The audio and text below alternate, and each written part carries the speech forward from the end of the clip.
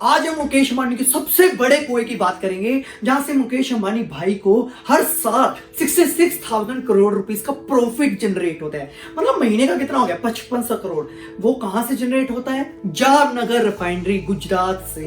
ये सबसे बड़ा कुआं है मुकेश अंबानी भाई का। यार अभी मैं दूसरी कंपनीज की तो बात ही नहीं करता, अभी तो मैं सिर्फ बात कर रहा हूँ रिलायंस इंडस्ट्रीज लिमिटेड की। अभी तो मैंने रिलायंस मार्ट्स हो गए इनके, और जो भी इनकी इन्वेस्टमेंट्स है वो तो मैं बात ही नहीं करता। जियो हो गया, टेलीकॉम इंडस्ट्रीज, पावर इंडस्ट्रीज, वो तो मैं बात ही नहीं कर रहा। अभी मैं जामनगर रिफाइनरी के बारे में बात कर रहा हूं, जैसे हर महीने 5500 करोड़ का प्रॉफिट जनरेट होता है। मतलब दिन का कितना हो गया, 200 करोड़। अभी आप देखते हो यार, Audi, Mercedes, Porsche, Rolls Royce, इतनी बड़ी बड़ी गाड़ियां, और जब इतना बड़ा काफिला लेके जाते हैं, कैसे आते हैं भाई पैसे? और जो इनके कार्ड्स हैं, लाखों में सैलरीज है। अभी इतना पैसा आता कहां से है? यहां से आता है। ये सबसे इनका स्ट्रॉन्गेस्ट पावर है, जहां से इनको हर दिन का 200 करोड़ रुपया बनता है कम से कम।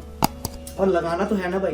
अभी रिफाइनरी का ना मतलब समझना पड़ेगा, और ये दुनिया की ना सबसे बड़ी रिफाइनरी है, दुनिया की। भाई इंडिया की नहीं बात कर रहा हूं, दुनिया की सबसे बड़ी। आप गूगल पे सर्च करोगे ना, वर्ल्ड लार्जेस्ट रिफाइनरी, तो यहाँ पे आएगा जामनगर रिफाइनरी। अभी आपको ना रिफाइनरी का मतलब समझना है। रिफाइनरी का मतलब क्या होता है? रिफाइनरी का मतलब होता है कि जो क्रूड ऑयल होता है ना, उसको पेट्रोल, डीजल, केरोसिन, अलग अलग केमिकल्स में कन्वर्ट करना है। कच्चे तेल को, कच्चे तेल से ना सारे अलग अलग केमिकल्स निकलते हैं। जो भी गाड़ियों में पेट्रोल, डीजल, केरोसिन, अलग अलग केमिकल्स डलते हैं, ये केमिकल्स हैं भाई। तो ये जो बनते हैं, कन्वर्ट होते हैं, रिफाइंड होते हैं, ये रिफाइनरी में होते हैं। तो ये इसका काम है, बड़ा बेसिक काम है। और बहुत सारी इंडस्ट्रीज लगी हुई है पूरे इंडिया में। HML की इंडस्ट्री लगी हुई है, रिफाइनरी है, बठिंडा में है, पंजाब में, जहाँ पे मेरा होम टाउन है बेसिकली, बठिंडा में। तो यहाँ पे अलग अलग रिफाइनरीज है। अभी रिफाइनरी का मतलब क्या होता है? रिफाइनरी का मतलब होता है जो क्रूड ऑयल होता है ना, उसको अलग अलग केमिकल्स में कन्वर्ट करना, मतलब रिफाइन करना। लाइक क्रूड ऑयल को पेट्रोल, डीजल, केरोसिन, अलग अलग केमिकल्स, 100 से ज्यादा केमिकल्स बनते हैं, तो उसमें कन्वर्ट करने का जो प्रोसेस करती है, उसका मतलब होता है रिफाइनरी। अभी मुकेश अंबानी ने ये रिफाइनरी कैसे स्टार्ट की, उसके दिमाग में कैसे ये आइडिया आया, ये समझने से पहले आपको एक कंसेप्ट समझना है, बैकवर्ड विजन एंड इंटीग्रेशन। इसका मतलब क्या होता है? बड़ा इंटरेस्टिंग है। फॉर एग्जाम्पल, आप 10th क्लास से स्टूडेंट हो एंड आपको साइंस सब्जेक्ट में 100 आउट ऑफ 100 स्कोर करना है। अभी आपको 100 आउट ऑफ 100 स्कोर करना, आप अज्यूम करके चलो कि मैंने स्कोर कर लिया, मेरा 100 में से 100 नंबर आ गया। अभी 100 में से 100 आ गए, बट इससे पहले आप ये सोचो कि मैंने क्या क्या किया था, क्या क्या किया होगा, क्योंकि आपने अज्यूम कर लिया कि मेरे आ गए। अब आप ये सोचना है कि मैंने क्या क्या किया था। अच्छा, 1 महीना पहले मैंने प्रैक्टिकल एग्जाम सोल्व किए थे, उससे पहले मैंने लिख के पढ़ाई की थी, सारी रिवीजन की थी, उससे पहले मैं प्रॉपर ट्यूशंस गया था, ट्यूशन में जाके प्रॉपर कंसेप्ट समझता था, फिर आके मैंने डेमो क्लासेस ली थी, उसके बाद मैं फिर फ्री एग्जाम्स देता था, तो गूगल पे भी मैं एग्जाम्स देता रहता था। तो ये मैंने किया था, तब जाके मेरे 100 आउट ऑफ 100 स्कोर आए हैं साइंस में। ये आपने बैकवर्ड, इसे कहते हैं बैकवर्ड विजन। अभी इसी से रिलेटेड है बैकवर्ड इंटीग्रेशन। इसका मतलब क्या है?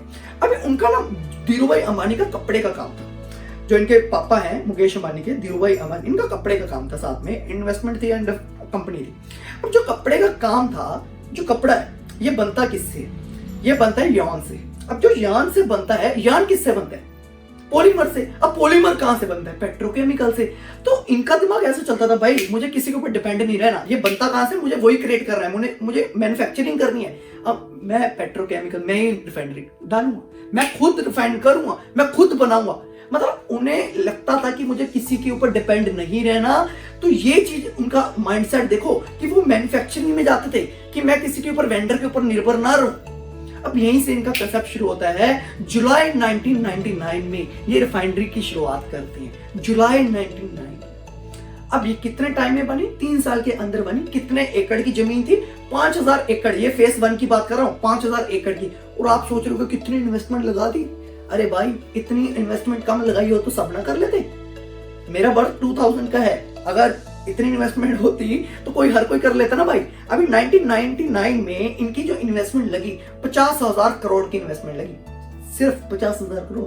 कम है ज्यादा? ये कमेंट करके बता दो, कम है ज्यादा? तो 50,000 करोड़ की इन्होंने इन्वेस्टमेंट लगा दी।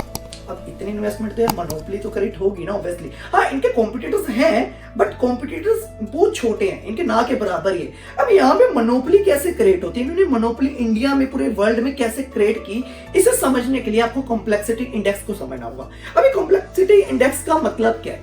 इसका मतलब है कि आप कितने टाइप के रॉ मटेरियल को ले सकते हो और कितने टाइप के प्रोडक्ट बना सकते हो। इसका मतलब ये होता है कि कोई भी रिफाइनरी कितने अच्छे लेवल पे काम कर रही है, ये डिनोट करता है कॉम्प्लेक्सिटी इंडेक्स। परसेंटेज में होता है। लाइक जो जामनगर में रिफाइनरी है इनकी, तो वो 21.6% है इसका कॉम्प्लेक्सिटी इंडेक्स। मतलब इतने अच्छे लेवल पे इतने टाइप के रॉ मटेरियल ले लेती है और इतने ज्यादा प्रोडक्ट बना लेती है। वहीं पे HML रिफाइनरी बठिंडा की बात करें, वो सिर्फ 11-12% है। इनके कॉम्पिटिटर एसर ऑयल है, हिंदुस्तान, मतलब जो भी छोटे मोटे हैं सिर्फ 11-12% के कॉम्पिटिटर हैं इनके।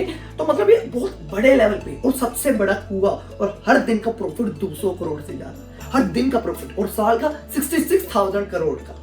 ये एक इंडस्ट्री की बात की है, ऐसे जियो हो गया और बहुत सारी केस स्टडीज लेके आऊंगा, रिलायंस स्मार्ट्स हो गए, मतलब बहुत सारा प्रॉफिट जनरेट कर रहे हैं। तो इन्वेस्टमेंट की तो हमने बात ही नहीं की अभी। तो इस तरह ये सबसे बड़ा कुआ है मुकेश अंबानी भाई जी का है। तो अगर आप भी कुआ अपना गाड़ना चाहते हो ना, तो सबसे पहले इनकी सोच को, माइंडसेट को कॉपी करना पड़ेगा कि किसी के ऊपर डिपेंड नहीं रहना, कि जो मेरे अंदर स्किल है ना वो मुझे क्रिएट करना और मैन्युफैक्चरिंग में जाना है। मुझे कुछ नया क्रिएटर बनना है, ना कि फॉलोअर बनना है। तो कुछ क्रिएट करने के ऊपर अपना टाइम लगाओ भाई, कुछ create, mindset and skills copy करो दूसरों की, ठीक है। अगली वीडियो